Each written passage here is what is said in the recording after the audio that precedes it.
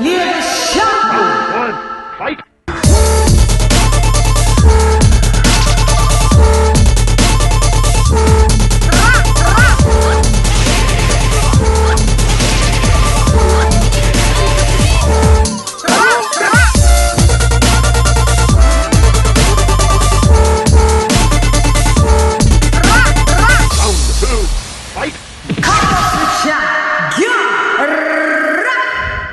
It's not looking good for PBC, man, but look, LadyChann, yeah.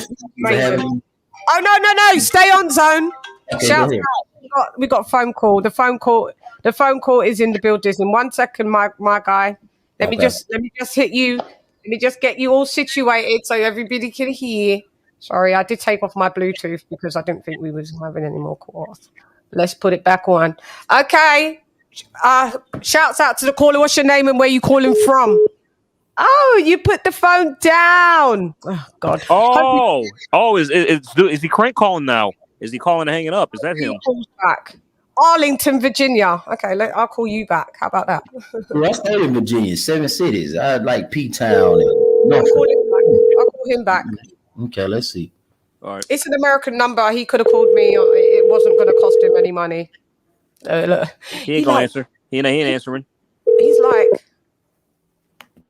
hello. Hi, I called you back. What up? You just called me. Come box with Chann. LadyChann is in the bootism. What up, Joe? Why you put the phone down? Yeah, nah. My phone about to die on me, but I was just calling in for Joseph, man. Y'all hot for my man Joseph. My man got an opinion. All right, and y'all attacking the brother. That's crazy. Do us a favor. Do me one favor. Are you able to put your phone on charge at the same time? So we can have Yeah, I got it on charge now. Okay, shouts out to you. Thank you for calling. So can you just give me your name? Because I like to shout out everybody. You know, I appreciate everybody that calls. What's your name? Jamar Jackson from the DMV. Jamar Jackson, double J, JJ in the Buddhism. What up, JJ? Yes, okay, indeed. So talk to me from the DMV. Yeah, you're from Virginia. I got you. Okay. Arlington, it says. Go ahead. So y'all was talking about the lifestyle and stuff like that. But I'm not really concerned about a man's lifestyle because he been living the same lifestyle. He still got them 3 straps and he an A-side. So until something different happened in the ring, I can't talk about the man lifestyle. Because he always show up ready to fight. That's a point that you've made. He's always had a trash lifestyle and fought and got the straps. But sometimes this all comes to a head. You do realize that when you meet the super elite bars, that trash lifestyle trash lifestyle can then, you know, rear its ugly head and you can pay the penalty for that because anybody that leads a trash lifestyle, there's no way that God made us to lead a trash lifestyle and in the end everybody we're healthy. It just doesn't go like that.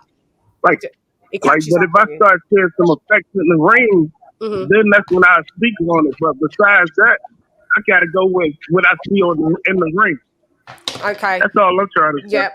I know, I understand what you're saying. Well, Zone, would you like to speak about having a trash lifestyle and fighting someone that's elite?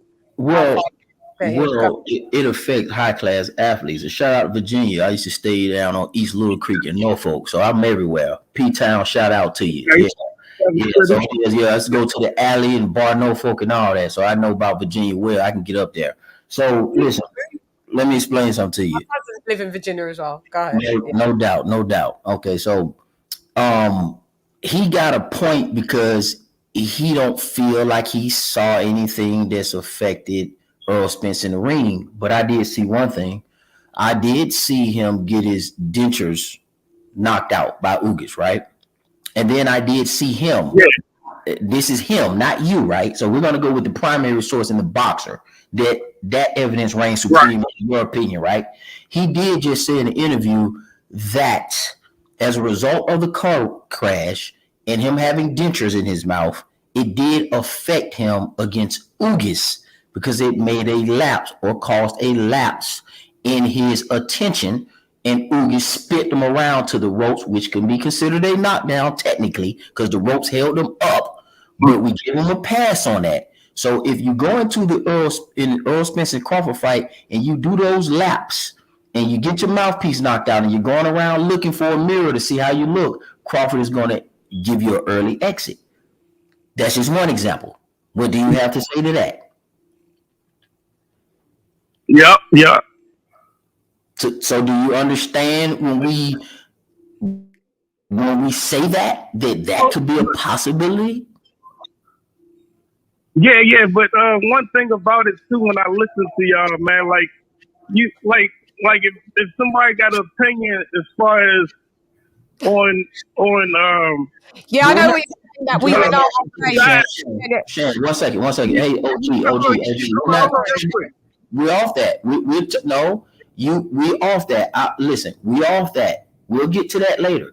We want to hear what you have to say in response to what I just said. Do you concede the point, or are you still holding on to your point? That's what we're talking about. Nah. I get that. He had a slip up. But so you do understand how swinging is a lifestyle that Crawford has.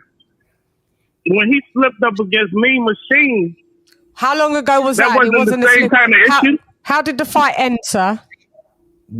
How did the fight end with Mean Machine? Yeah. How did the fight end? Hold on for a second, Chann. Exactly the same result. Stop it. Okay. So was it the same? I mean, everybody has a slip up here and there. Did Crawford get his teeth knocked out and hit to the right and shoved to the right and knocked from one side of the ring to the other? He wasn't knocked out though. No, you know what I mean, the gum shield. Sorry, my bad. The gum shield, but you know what I'm talking about. It's the gum shield. Now, hold on. Chann, you're saving him. He's lucky you saving him. So what I'm asking you is, he thought that his dentures was knocked out as a result of the car crash.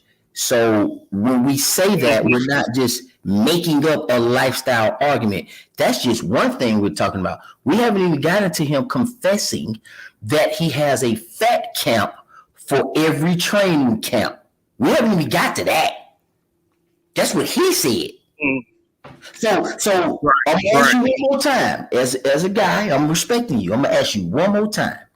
So do you believe that Errol Spence's lifestyle has no effect on his performances in the ring? Obviously not, because he ain't lost. Okay, so you saying he got 3 straps and he the 8th side. Okay, so let's stop saying this A-side talk all the time, because it sounds very regurgitated and it starts to sound a bit gay, just a little bit gay. Because we hear this. It sounds a bit gay. You said he's the A-side. You said he's the gay side. Look, we said we know he's the gay side already. That we know he's the gay side. What they got to do with inside the ring? Okay. What they got to do with inside the ring? Because outside the ring, he's the gay side. Yeah, because you don't mind repping for someone that's gay. I don't get it, people. I know, you rep for the gay side, and that's your choice. I just focus on the ring. What you won't do is overtalk me on my own show. So I called you back. Yeah. This is actually on my phone bill. You didn't call me with your phone. I called you back. Just please respect me. So respect me. This is my show. This is my money that I'm spending calling you from London, UK. I hear you. All right then. So just because you represent the gay side, we can still bring it up. We don't care about the A side, gay side. We heard you at the beginning of the call talk about he's the A side.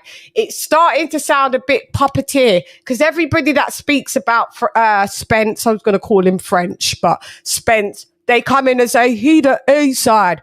We don't care. Well, what does that even mean? What does it mean? Because if he was so much of the A side, he doesn't get paid like he's an A side fighter. And when people fight Errol Spence Jr., stop over talking me. I've given you that. Didn't I tell you not to over talk me? Good. Yeah, do it again and I'll drop the call, okay? Because that is what you're going to do, is respect me. I don't know how it runs down in Virginia, how you deal with the ladies there, but we're in London, okay? All right, it's parliamentary procedure. Shh. So when you fight, don't tell me to go ahead. I can go ahead. Don't stop. So when you fight Errol Spence, tell me when any fighter has made life-changing money as fighting the A side. Say that again. Oh, When you keep reiterating that Errol Spence Jr. is the A side. So when fighters fight Errol Spence Jr., when do they get this life-changing money because he is the A side? What This fighter? fight right here. What fighters? This fight right what here. fighters has he? What? I'm going to pretend you didn't say that for this fight. We're going to go This from fight the right past. here. When was the fights that he's had, sir? That he's had that they've been paid life-changing money.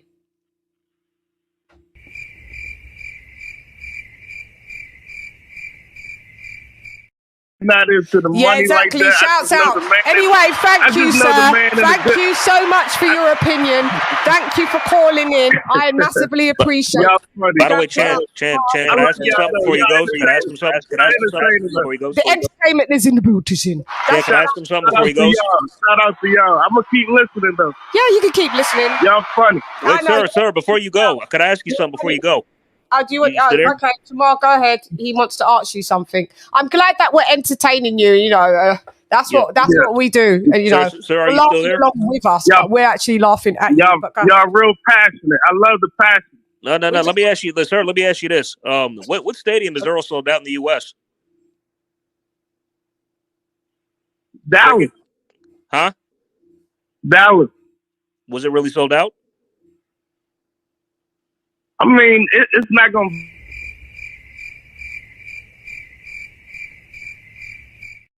Garcia, and it wasn't sold out. Bringing them back. It was 42,000, but yeah, it wasn't sold out. Bringing them back. Yeah, it wasn't sold out to full capacity, but I get you.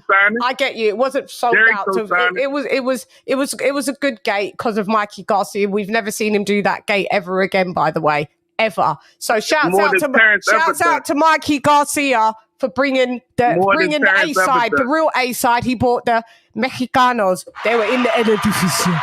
Yeah. In the Buddhism. We go with stats, facts, and data here all the time, sir. As you keep watching my channel, you will realize that, you know, opinions mean nothing and we come with stats, facts. I deal with facts, figures, statistics, reality. Pay-per-view though, right? Huh? It's the reason why they keep putting them more pay-per-view, right? Because they've got no money. I have opinions just like anyone else. You got opinions. But unlike what you're doing is I bring facts, data, statistics, things you can go look up yourself. R.I.P. to the Godfather in the Buddhism. By the way, Chann, I got an answer. I got an answer to his question. Hang on. Here we do with stats, facts, and data, Jamal. Double J, JJ. Your name's nearly like my brother's name. He's Jamal. So, you know, I've got an infinity with you. Shouts out to you. But yeah, we bring stats, facts, and data here. We don't fanboy here. We like a fighter. Yeah, we still do a lot of no, we're not fanboying. And if you don't like it, why are you here? Why are you here? Why are you not at a pro Errol Spence channel? I like getting under y'all skin. I like getting under your skin. Baby. Let me tell you something. Let me mute you because you're annoying me now. Let me mute you. For you to be under my skin, it would be a mere privilege for you to be under my skin. Hello. It sounds good. Your woman doesn't look like me. I can almost guarantee it. Yeah, she looks better than you. No, I can guarantee that she doesn't look better than me. I can show me her. Bring her. Put her on. Put her on. Why you going way off the... Yeah, put her on because no. Well, no, baby. You said you came here with a big talk capping for your weak friend Joseph. Joseph was such a pussy that he couldn't even ring in himself, and then you came in. You didn't don't over-talk me. I told you that. I gave you the rules. I'm not your woman. I'm not your woman that doesn't look better than me. I'm not her. She doesn't. And I gave you the rules, and you came in, and you was being a maggot, which means I will say it on my show. Fuck it, you was acting faggoty, my G. Okay, so you came in caping. Then you said you was getting under our skin. I had to just reiterate, for you to get under my skin, it would be a mere pleasure for you to be that close. I'm just saying, you know. Well, thank you for calling in, Jamar, and carry on watching. Right. Thank you very much. We haven't got time. This is my phone bill. You didn't even have a battery. Shouts out to you. In the beauty. These weird old faggoty fucking geezers, mate. They're sick. Man, they're gonna go on suicide watch when Spence loses. Yeah, so we do have to, you know, you have to put these MFers right. They come in and talk about we are under your skin. You know, so. Like, I mean, you have nothing else better to do, seriously, than to do shit like this. Listen, speaking of getting under some skin, yeah, I got a brown one over in here too, though, LadyChann. So I'm finna go ahead and play with her, and I'm gonna be listening. Bye bye. That's up to you, son. So thank you for coming through, and have fun with your brown one. Yeah. Shouts out to Zone 6.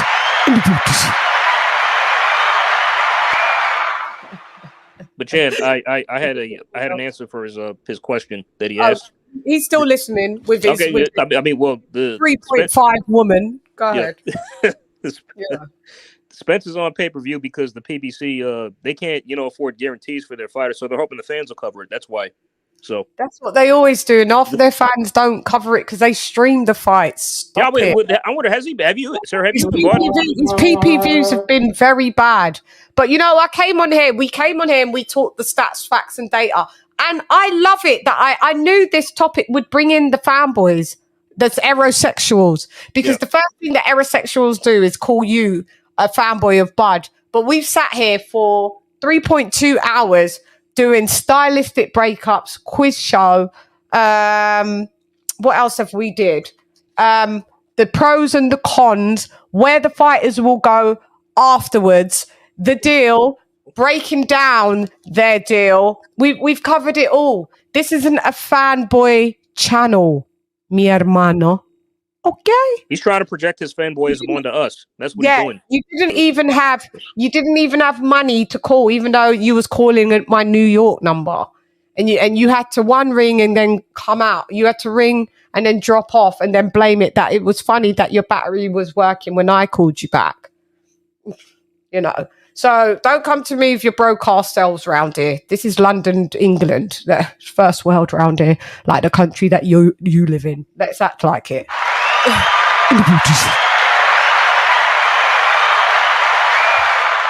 If you notice, Joseph disappeared off the chat because that was probably Joseph ringing.